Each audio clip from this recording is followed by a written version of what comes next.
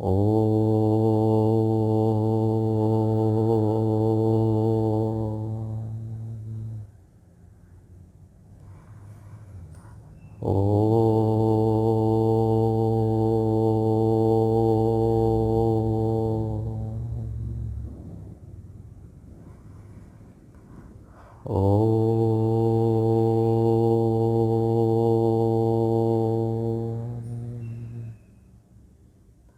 ॐ सहनाववतु सहनौ भुनक्तु सह वीर्यं करवावहै तेजस्विनावधीतमस्तु मा विद्विषावहै। ॐ शान्ति शान्ति शान्ति।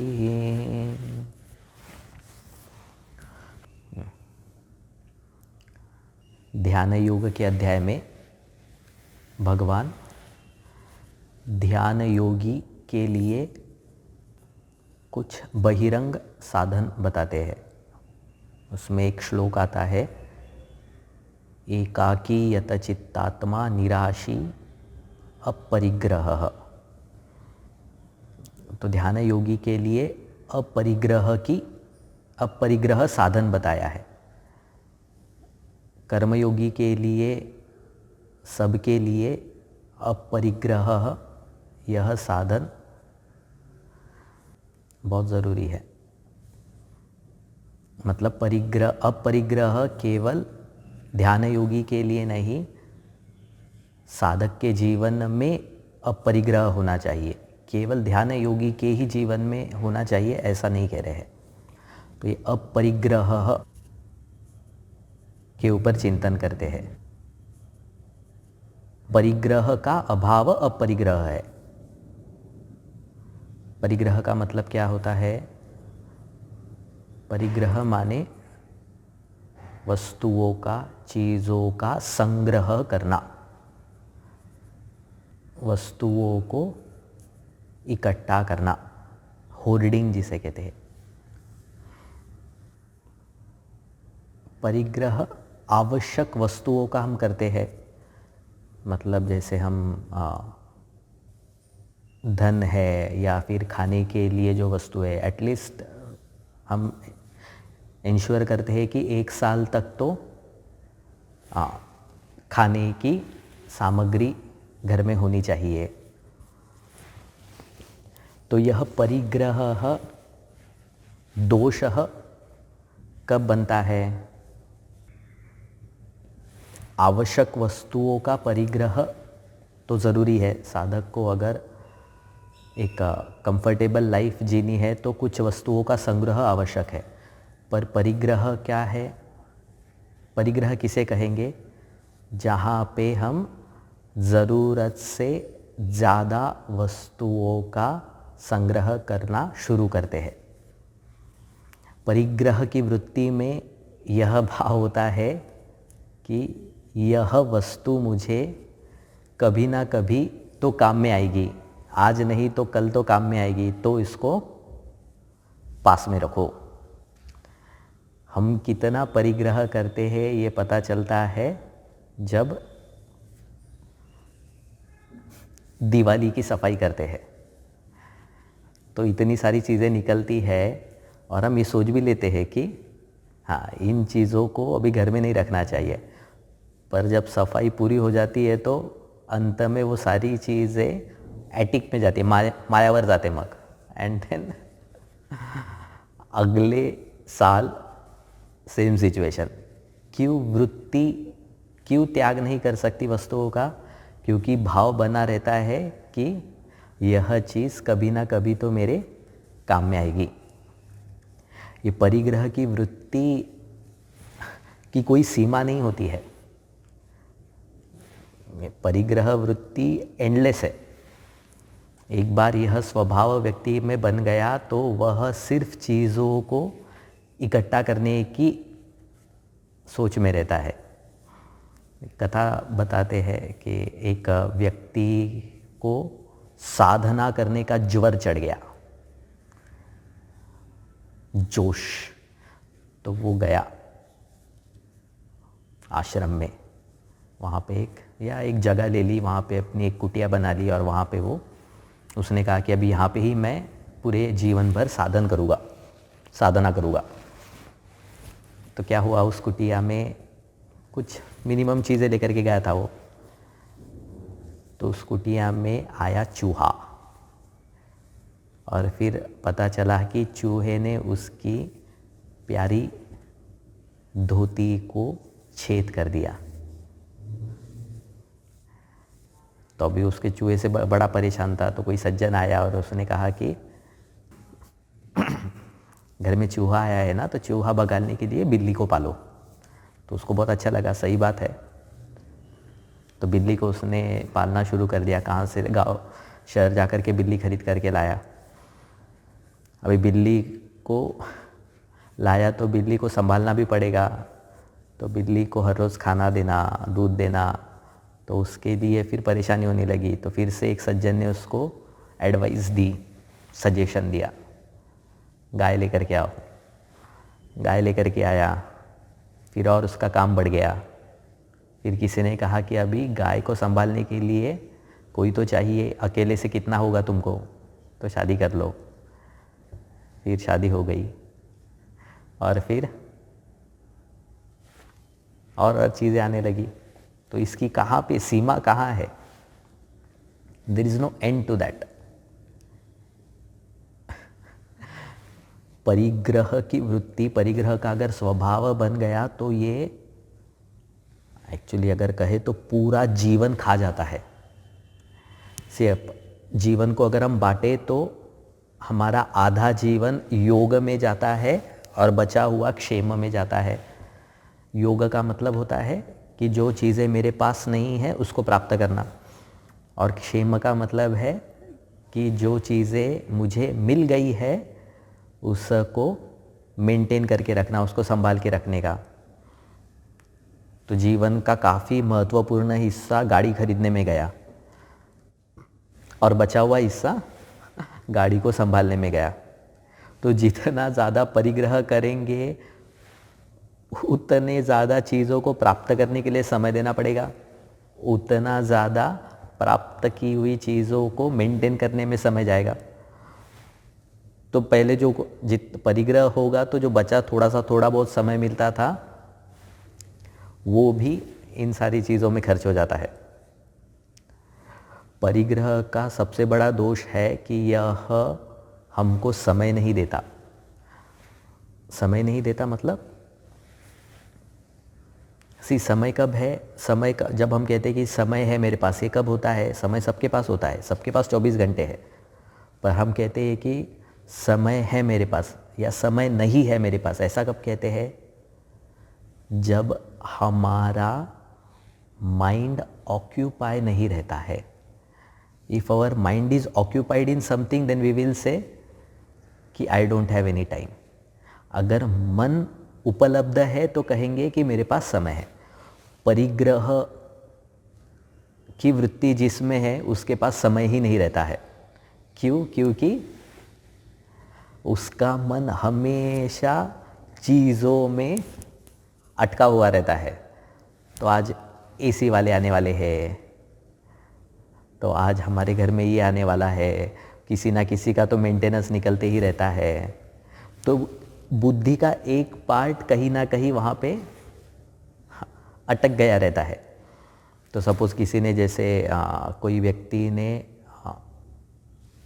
साधना के लिए लेटर से संन्यास ले लिया और एक आश्रम में जाकर के रह रहा है, पर अभी उसकी प्रॉपर्टी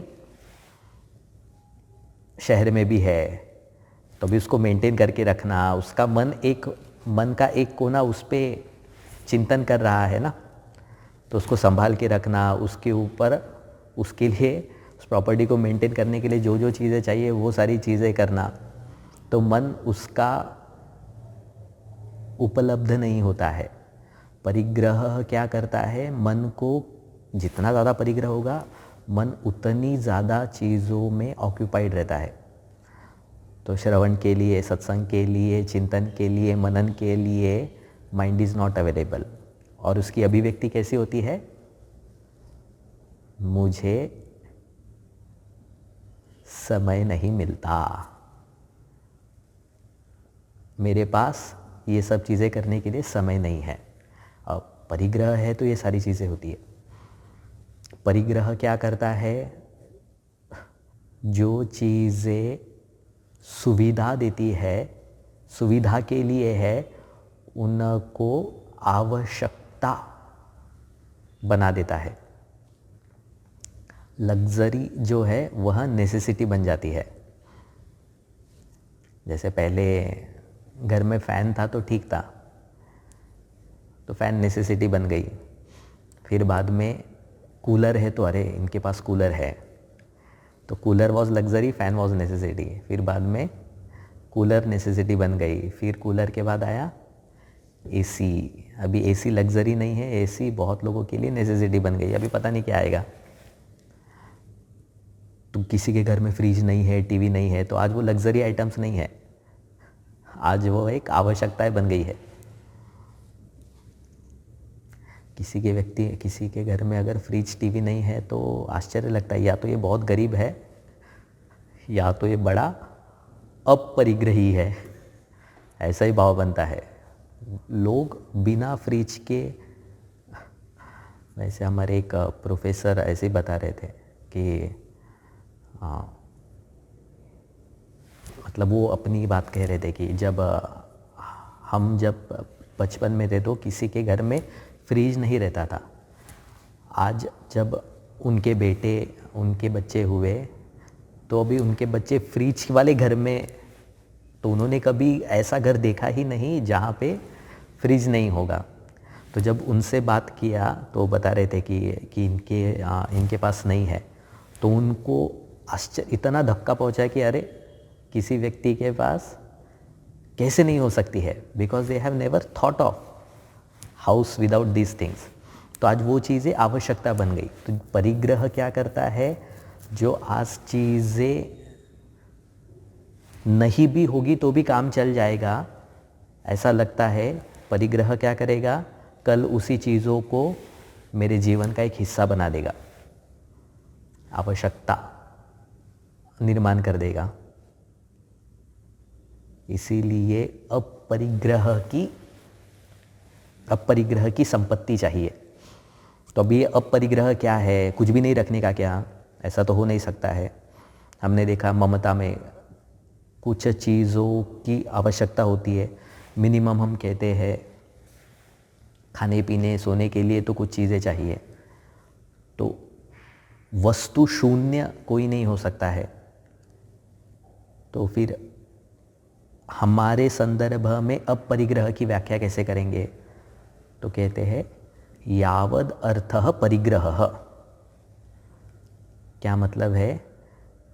जितनी चीज़ें मुझे अपने कर्तव्य को पूरा करने के लिए उपयोगी है, उन सारे चीज़ों का परिग्रह अपरिग्रह है। अपरिग्रह किसको कहा है? परिग्रह को कहा है। परिग्रह जमा करना। कौन सी चीज़ों को जमा करना? वो चीज़ें जो मुझे कर्तव्य करने के लिए साधन बनती है। कर्तव्य करने के लिए सहायता, उन चीज़ों का परिग्रह अपरिग्रह है। अपरिग्रही के जीवन को अगर देखें ना तो बहुत सिंपल दिखता है उसका जीवन, ब्रांडेड नहीं दिखता है। या परिग्रह का चिंतन करता हो तो मुझे रतन टाटा जी का ख्याल आता है। एम्पायर है उनके पास, पर रहने के लिए आई थिंक 2 बेडरूम 3 बेडरूम की जगह है उनकी। तो जितना मुझे चाहिए, जितना मुझे अपने जीवन को सुख रूप से व्यतीत करने के लिए चाहिए, उतनी चीज़ों का परिग्रह। तो मेरा परिग्रह एक, हम ऐसा नहीं कह सकते कि इसको मोबाइल है तो परिग्रही है, इनके पास फ्रीज है तो ये परिग्रही है, ऐसा अर्थ नहीं है। अपरिग्रह का मतलब क्या है? कर्तव्य करने के लिए जितनी चीज़ें मुझे चाहिए वह चीज़ें रखना। और अभी कर्तव्य का क्षेत्र सबके लिए अलग होता है। तो अपरिग्रह हर एक व्यक्ति का अपना होता है, क्योंकि हर एक व्यक्ति के अपने कर्तव्य होते हैं। तो अपरिग्रह किसको कहेंगे? एक तो कर्तव्य के उपयोगी वस्तुओं का संग्रह, और दूसरा कह सकते हैं अपरिग्रह मतलब अपने विवेक के अनुसार जितनी कम वस्तुओं में हम जी सकते हैं, लिविंग विथ मिनिमम थिंग्स। जो वस्तु, this is also again relative, हाँ, इसका कोई ऐसा नहीं है कि ये चीज़ें हैं तो परिग्रह है, ये चीज़ें हैं तो नहीं है तो अपरिग्रह है, ऐसा नहीं है। पर मेरी क्षमता के अनुसार, मेरे सामर्थ्य के अनुसार, मेरे अधिकार के अनुसार और मेरे विवेक के अनुसार जो चीज़ें मेरे लिए कम से कम ज़रूरी है, उन्हीं चीज़ों को पास में रखना अपरिग्रह है। तो अपरिग्रह की साधना कैसे कर सकते हैं हम? जो आज हम चीज़, परिग्रह ने क्या किया? आवश्यकता, सुविधा को आवश्यकता बना दिया। अपरिग्रह क्या करेगा? जितनी चीज़ें आज हमको आवश्यक लगती है उनको सुविधा की कैटेगरी में ले जाना, और उसके लिए तितिक्षा चाहिए, उसके लिए क्षमा चाहिए, दमा चाहिए, उसके लिए सारी देवी संपत्ति चाहिए, दैट इज़ ट्रू। पर एक सिंपलटन जिसे कहते हैं इंग्लिश में, एक साधारण व्यक्ति की तरह जीवन व्यतीत करना अपरिग्रह की अभिव्यक्ति है। किसी व्यक्ति में अपरिग्रह कैसे दिखता है? कि उसका जीवन बहुत ही आसान दिखता है, सिंपल दिखता है। और अपरिग्रह की वृत्ति, अपरिग्रह है मन में, तो अपरिग्रह का स्वभाव है तो मन भयभीत भी नहीं रहता है। मतलब किसी के पास खोने का डर नहीं है ना, चोरी जाने का भी डर नहीं है। किसी के पास आईफोन है और किसी के पास लेटेस्ट से छोटा सा मोबाइल है, तो मन किसका ज़्यादा संवेदनशील रहेगा? जिसके पास साधारण वस्तु है। तो अपरिग्रह का व्याख्या कैसे करेंगे? यावद अर्थ परिग्रह, जितनी ज़रूरत है मेरी कर्तव्य को पूरे करने के लिए, और एक्चुअली कर्तव्य पूरी करने के लिए ज़्यादा वस्तुएं चाहिए भी नहीं।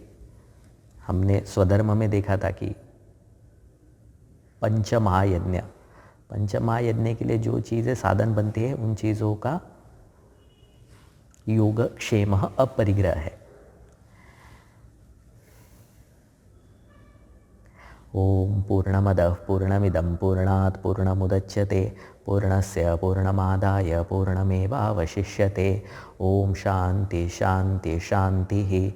हरि ओम। श्री गुरुभ्यो नमः। हरि ओम।